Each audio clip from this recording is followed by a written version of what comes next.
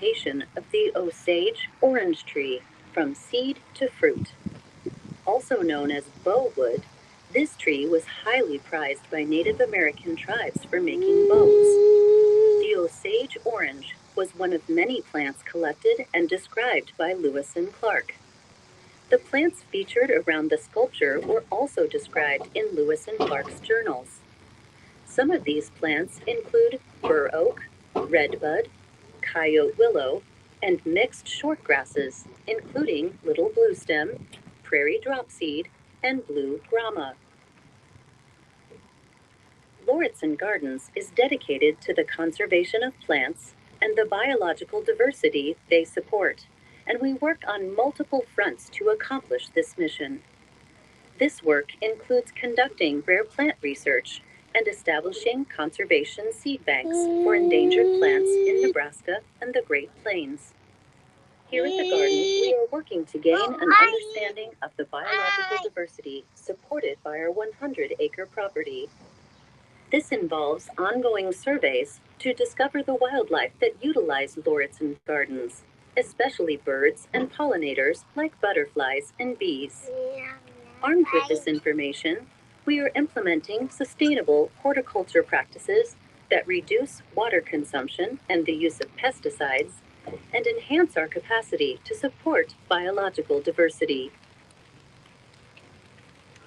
The construction site you see to your left is the location of Sophia's Play Garden, a 1-acre garden that will include 10 thematic areas, including a forest thicket, urban green, and a treetop village. This new children's garden will have several layers of interactive play for all ages to explore plants and the natural world. As we curve to the right, I would like to draw your attention to the exposed soil on the hillside to your left. The light brown soil you see here is loess soil and very unique. It is found in large amounts in only a few places around the world, including a narrow strip of land in western Iowa and eastern Nebraska. Loess soil was deposited by wind, which picked up vast quantities of dust left behind on glacial mudflats.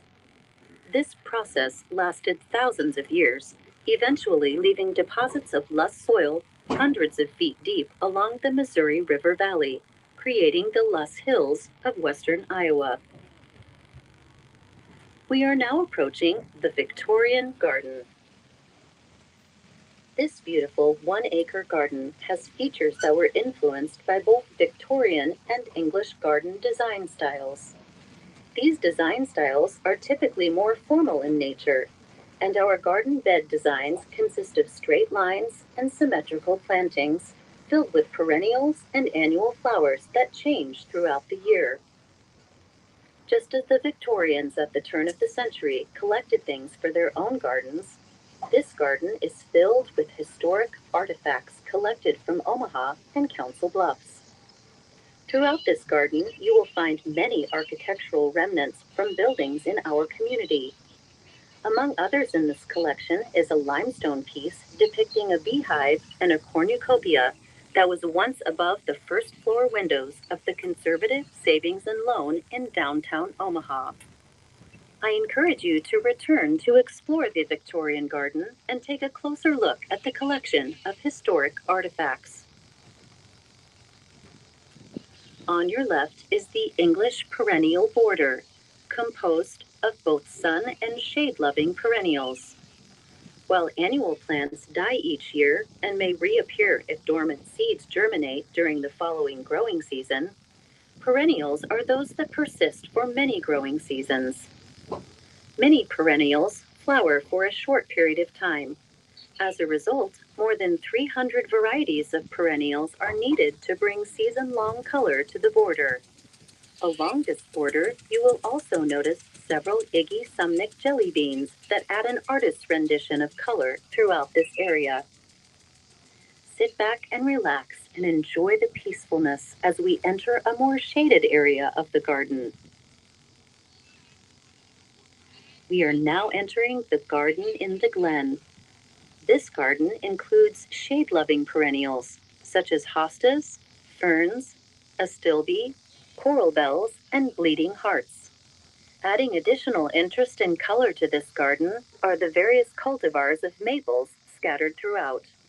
The recently renovated stream meandering through the existing stand of black locust trees provides a garden look that is very different from our more typical sunny spaces. The black locust trees fill the area with a sweet aroma when they bloom in the spring. A complete renovation of the stream was completed in the fall of 2018. The limestone slabs have been replaced by granite boulders which combine beauty with durability. A series of stone bridges crossing the stream allow a dramatic